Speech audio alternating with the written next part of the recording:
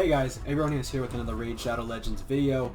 I did want to talk and discuss a little bit about this fusion event.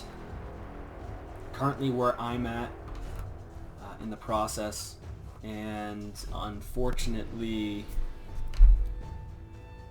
I'm not doing well in this process for the fusion event. I'm kind of stuck behind a wall, and that is this right here.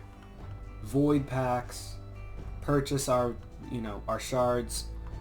Plarium just wants us to buy shards, essentially. Now I know that there are some free-to-play players who can do this. I know that there are a couple content creators who are going to be able to do this that are using a free-to-play account, who have just hoarded their shards for a very long time. But to the average player, to someone who uses or wastes resources sometimes, they're not going to be able to get this fusion, and it's simply because of resources.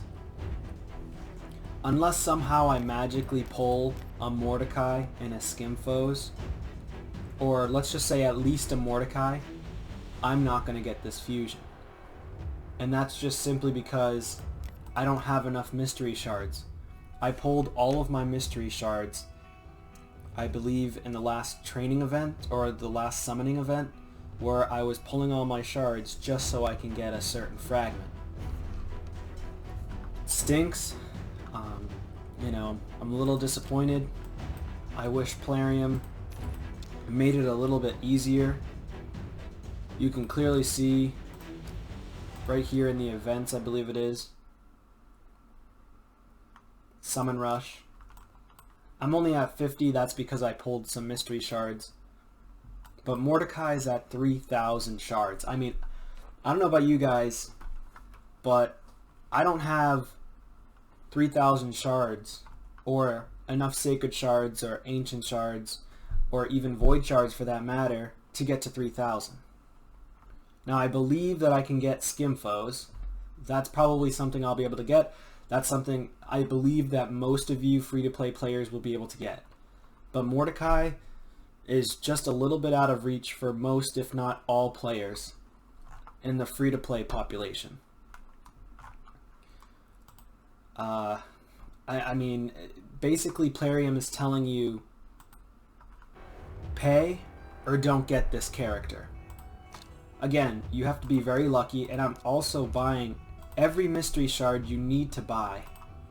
You need to purchase every single mystery shard that's in your market. Make sure you conserve your resources consistently. So for the next fusion or fragment summons are actually easier, I think, than fusions. I like that they brought fragments for the champions that you're supposed to get to fuse into Brogni, into this legendary. I just don't like how they put some of them behind paywalls. And I get it, Plarium. We all get it. You need to get paid. You need the money to create these awesome characters, to get the design art, add things in, but you make a lot of money. We all know you make a ton of money, so why? I just don't get it. I'm disappointed. I tried extremely hard in these fusions, in this fusion event. This is actually the only fusion event where I spent all my time and effort and energy into trying to obtain this Brogni Fusion. And even this here, like Dungeon Divers. I mean, look at 3,600. So 3,600 to get Fenchi, and he's not even that great. I mean, I could probably do this, but just to put it into perspective, in 5 days, you need to do what? 725 a day just to get a Fenchi? Now I know I'm going to get Gizcard. That's awesome. He's a great champion. But I want to get Brogni so badly. I tried very hard. I worked hard at trying my best to go through all the events, all the tournaments, only to get stuck on Summon Rush. just because of this.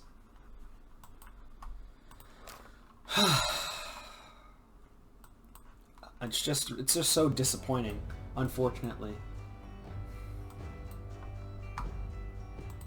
And then I also pulled my Sacred for the last Summon Rush, I believe. So that would have been another 500. But either way, I'm going to definitely go ahead and... I think I'm still going to pull shards. Maybe I get lucky, maybe I get a Mordecai. Just not keeping my hopes up there. If I do get a Mordecai, then I think this fusion is still in reach for me. If I don't get a Mordecai, it's over for me. I'm not going to be able to get this fusion. I just don't have enough resources. And, you know, in this 10 times event, which is great, you can get one of these dudes, Deacon Armstrong. But I already have him, which I got lucky. I pulled him and I'm actually building him right now. I already have this girl here, Whisper, from the Amazon event. And I don't have Gala long braids. Or Gala long braids. This guy right here would be an absolute menace. Like, he would be insane. If I pull a Void Shard and I get Nekrit the Great, that would actually be the first Void Legendary I get on my account. Aside from the free-to-play Legendary that you get. So I do have Visix the Unbowed, but she's garbage. I'm only going to build her for Faction Wars, and that's it. I honestly think that there are some champions that are better than her for Faction Wars. Like, garbage. I've been playing this game for at least a year or longer than a year, and I still haven't gotten a Void Legendary. So without further ado, I'm going to go ahead and pull some Ancient Shards. I'm going to stop brooding a little bit and see if I get lucky.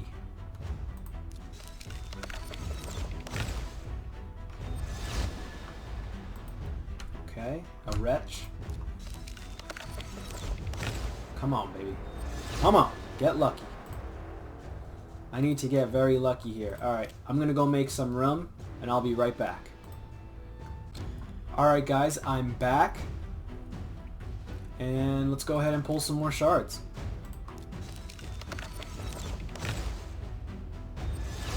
Okay. Oh, my goodness. Missionary. Alright. Well, I already have a missionary, and I'm not building him right now. Maybe later on for Sacred Order if needed. On his A1, attacks one enemy, has a 20% chance of stunning for 1 turn, and then if you book it out, 35%, and then you can also use a Mastery, which would build it out to 40% chance. Not that great. It's okay. Attacks one enemy, has a 75% chance of placing a Provoke for 1 turn, has a 100% chance of placing a Provoke for 1 turn, and a 50% decrease attack debuff for 2 turns if this champion's current HP is higher than the target's current HP. What? Like, that's horrible. Just give it to him. He's an epic champion.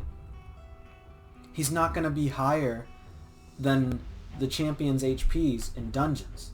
So what is even the point? And the only place that you're going to be able to use this is in Arena. Nobody uses this guy. Humble the Faithless. Attacks one enemy. Decreases the target's turn meter by 50%. Has a 75% chance of placing a 100% heal reduction for 2 turns. Also has a 75% chance of placing a 30% decreased speed. Again, nothing crazy. I guess this would be okay in Doom Tower against one of the bosses, where you could place a decreased speed. But again, he's not insane. And then ally HP in dungeons. At least give him a decent aura where, you know, it's all areas instead of just dungeons. Okay, let's go ahead and pull another one.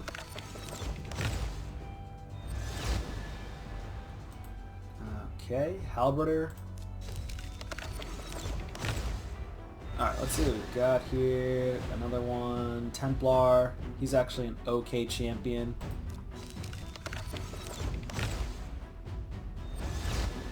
Okay, no luck. No luck at all with the ancient shards. Oh, get a power-up pack. Purchase me, yeah. You can win if you purchase some shards. Purchase everything. Okay, I'm gonna go ahead and open my void shards. I really don't want to open my void shards.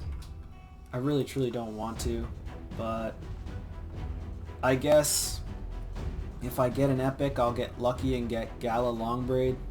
If I get a... I'm really hoping for a legendary. I'm really hoping for a legendary. I just hope I don't come out of this video with nothing to show for. Here we go. Come on. Justice here.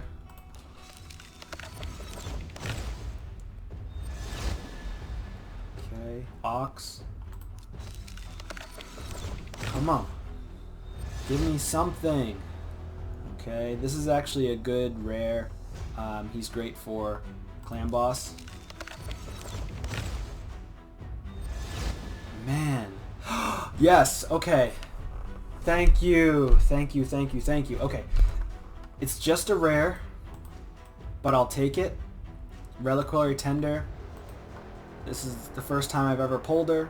She revives an ally with 30% HP and fills their turn meter by 30%. On her A3. On her A1, attacks one enemy, has a 20% chance of placing a 25% decrease attack for 2 turns.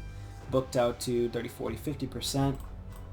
And then removes all debuffs from all allies and places a continuous heal for 2 turns. This is huge for Doom Tower, and I really needed something like this, especially against the Griffin, because she doesn't have any turn meter reduction, which is good, but she does have increased turn meter. Yes, I do like her, so I'm going to start building her out right away. Let's go ahead. Come on, give me something. Come on. Okay, okay, another good one. I'll take this. I'm on a little bit of a roll here. Umbral Enchantress. Attacks one enemy. Damage increases as HP decreases. Attacks all enemies. Has an 80% chance of placing a block buff for 3 turns. That's not bad. And then attacks all enemies. Has an 80% chance of placing a provoke debuff for 2 turns. Places an unkillable buff on this champion for 2 turns. And places a block cooldown skill debuff on this champion for 5 turns. The block cooldown skills debuff cannot be resisted or blocked and cannot be removed. That's huge. So build her with high resistance, high accuracy. If you can get resistance, you want to put resistance on her so that unkillable can't be removed when you're provoking your targets. And this, she's mainly used in arena. She's used into mid-tier, late-tier arena. She's a very good champion. If you could get enough stats on her with good artifacts, I would use her. And I'm definitely going to use her, that's for sure. Okay, one more. Please be a legendary. Come on. Okay. Alright. Well, Renegade. I have a Renegade. She's okay. She can decrease the skill cooldown, I believe, on 1 or 2 of your own champions. Attacks one enemy, has a 25% chance of placing 100% heal reduction, which is okay for Fire Knight. Attacks 3 times at random, 50% chance of placing a decreased speed for 15%, low, the weak version. Places a 25% decreased accuracy for 2 turns if the target has any active buffs. Decreases the cooldown of all ally skills by 2 turns. Okay, that's actually better than I expected. This skill does not affect this champion or other champions with this skill. This champion will receive damage up to 30% of their max HP, and this will happen even if it kills the champion. That's the only part that's kind of annoying, is that it'll kill her if she has low health. So you want to be careful with that. You do want to stack a little bit of HP on her, make her a little bit tanky and make her fast, and she'll do alright for you. You could use her in spiders if you're having troubles and you need to get the skill cooldown on your cold hearts. That's where I would suggest using her. I haven't built her out fully yet or maxed her, so when I do, I can show you a guide on that. Alright, so I have 1 Sacred Shard, so I do have a shot at getting, what is this guy's name? Gintoro? Okay.